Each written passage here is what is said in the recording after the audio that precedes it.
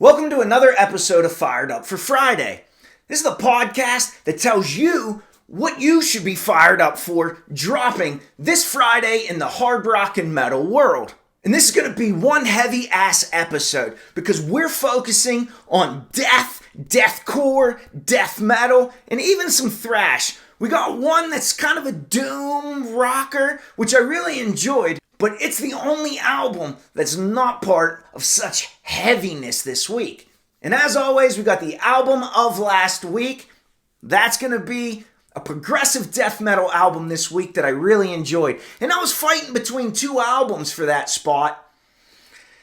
I had to pick one, right? Most importantly, I want to thank you for hanging out with me. I want to thank the bands, the labels, and PR for sending me all this kick-ass heavy that I can share with you. So let's dive right in and find out what's got me fired up for this Friday, March 13th, 2026.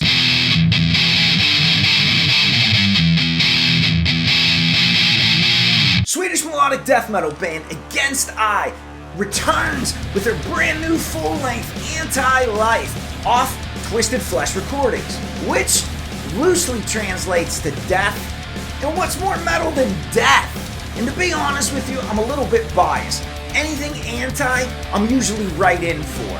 Whether it's anti-authority, anti-social, anti-ice. Now Against I released 2 full lengths last year, with neither one sacrificing quality. And here's another full length that's just as good. Crunchy melodic death metal rhythms with driving drum work.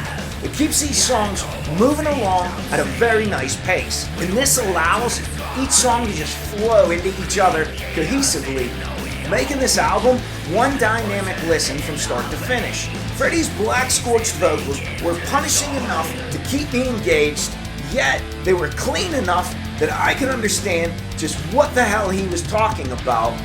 Which honestly, with these scary-ass themes, I might be a little frightened. Which so happens to be, you guessed it, themes of death, dying, decay, dystopia. What metalhead doesn't like a good destruction? Riddle me that. Anti-Life is a solid melodic death metal album that will please fans of melodic death metal, like In Flames, Dark Tranquility, Soilwork, those Swedish melodic death metal. Come on, you know what Swedish mellow death is.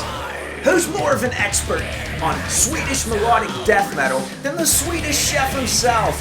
And these dudes are marinating at an 82. Great job, Against I. Really enjoyed this album. While this is a good album by itself, go back and check out their other albums. Solid band just constantly churning out solid death metal.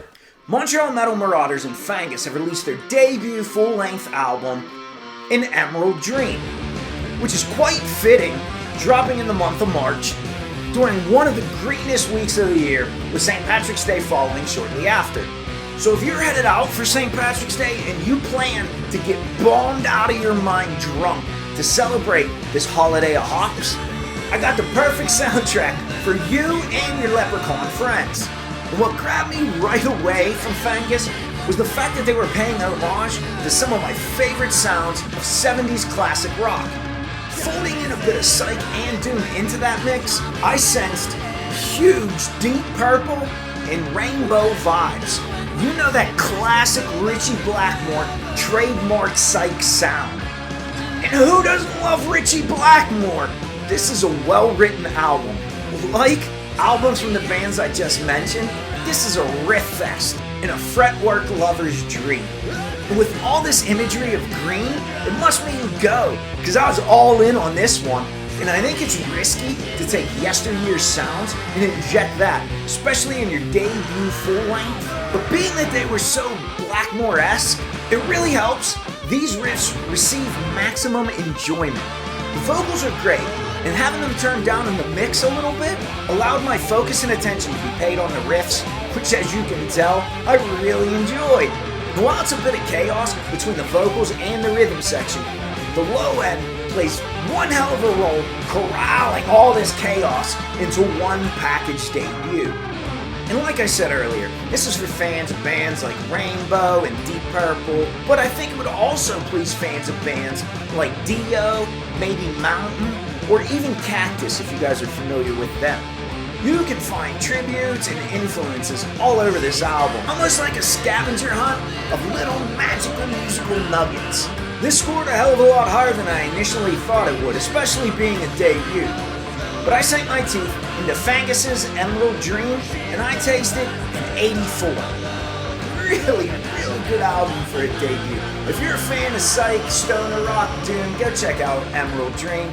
Fangus is great. Have you ever reached in your pocket and found a $20 bill, and it feels like you just won the lottery? Yeah, 20 bucks is a lot for me, especially in this economy. But I got the same level of surprise when Brandon from Morbid and Miserable Records sent over to me Lord Centipede's brand new album, Centipede 2, The Electric Boogaloo. How much better can you come up with a title than Centipede 2, Electric Boogaloo? What a cool name. But these gnarly thrashers from Ypsilanti, Michigan are just as gnarly as the title suggests. And there's blackened influences abound. But these dudes are thrashers at heart, and so am I. And I really like the scaled back raw production approach. I thought it was great, and it gave me a feeling of almost being in a live setting. However, I feel in a real live setting, this music would be way more electric live than anything you can capture on physical media. It just has that energy to it. And with me continually increasing the volume while this played on, I was kind of sad I couldn't get it loud enough as a PA system at a large venue. But hey, I did the best I could, you know? This is a straightforward thrasher with buzzsaw guitar tones, razor sharp riffage. The drums do a great job of keeping the clock. I think on this trip, we made some damn good time because he was the driving force keeping this record hurtling forward. Frontman duties, over the top, unhinged chaos. I was laid over top of some chugging riffs, which was a dope contrast between the two. And one of my favorite sayings is, no news is good news. But I think if I would have missed this one, it would have been bad news. In Centipede 2, the Electric Boogaloo is crawling inch by inch to its way to an 80. Solid B, great job, dudes. Indiana might be one of the heaviest states in America. Now here's another offering that ain't making things any lighter. Protrusion is the latest heavyweight heroes, and they're inviting you to dine at their debut full-length, The Last Supperation. And go ahead and feast on this. Protrusion is made up of several members from the Indiana metal scene. Bands like Sarcophagy, Human Filleted, Gorgasm, and the Romantics, and Found Hanging. And if you're familiar with any of those lovebirds, then you know what you're getting into here. The only heart that's going to be delivered is a cold one and on your plate. My favorite part of this whole album was just the guitar work, especially that tone. These blood-soaked offerings were spit out of the meat grinder at more of a mid-tempo and slower death metal pace. And this reminds me of some of that old-school death metal work by bands like Autopsy, Cannibal Corpse, Morbid Angel, and 6 Feet Under. And as slowed down as they actually get it, it's almost like a trickle of blood, but rather than a full-on hemorrhage. Vocals are an extremely deep growl. To me, what Satan would sound like if he had a little bit of heartburn and indigestion. After all, it's hell. How hot can heartburn be for him? And the gruff, gravelly nature of those vocals helps build upon that sense of heavy. But if you can make out the lyrics, shit, you're way better than me. So I'm not sure what he's actually singing about, but I'm thinking it's not biblical themes. This is a solid homage to yesterday's death dealers, and a fine-ass tribute it is. I'm giving this one a 74. Might have been a little bit higher if I could have gotten a little bit more tempo. That extremely slow-churning death metal isn't a thing that I particularly enjoy. However, you might, so your score might be higher than this. Let me know if it is. Let me know if you like this more than me. We here at the Metal Institute of Thrashology like to educate our listeners and viewers just as much as bringing them new metal. The Tiger Battalion is a heavy German tank unit that was used during the World War II campaign. It was one of the heaviest, most intimidating tank units in all of World War II. So when a band names themselves after it and starts off with the heaviness of an actual tank battalion, the record's gonna sound like it was fired from an 88mm turret. And I say, let the shelling begin! The accurately named Global Assault album by Tiger Battalion starts off with a brooding, sinister, Slayer-style riff, setting the tone for what Tiger Battalion is going to unleash upon your ears. And you can almost feel the calm before the storm as soon as Tiger Battalion starts off their Global Assault, and with mechanized tones coming from guitars, rhythms feel like a Tiger Battalion or Panzer tank just crushing the skulls of their victims, with vocals more reminiscent of a German Flammenwaffe, blackening and charring anything it touches. Now these mixed tempos keep the song and a sucking chest wound fresh, while the one constant in this battle, which is a global assault, remains constant, and that is heaviness. Moments of grooves help carry the blood-soaked listeners along and allow this war to keep raging on. This album is relentless and injects some hardcore influences about halfway through in the song No Max Unit. Charged and electric guitar tones help create some of those grooves that help funnel some of this blood and carnage along. This is one punishing onslaught of an album. It is for bands like Pantera, Crowbar, Slayer, Lamb of God. And this global assault is brutal, rowdy, thrashy, and violent. And it's enlisting in 82. When I sit down to listen to music and see what I want to review, or in any other aspect of this channel, I never read the press release before I listen to the album, as I like to form my own judgment and opinions. And sometimes you can guess the genre just by the title of the band, the title of the album, or even the artwork. So when I approached the Alabama Slammers and Wielded Steel's album, I thought maybe this was going to be some power metal. Wielded Steel to me gave me the impression of maybe wielding a sword or having a shield and magicians, unicorns, side quests. Can you tell I've been reviewing a lot of power metal? And while this is some powerful ass metal, the only quest we're going on is to clean up the murder scene. Alabama's Wielded Steel delivers one punishing album straight from the grave. In their newest full-length album, Sins of Your Domain, this is what deathcore should be.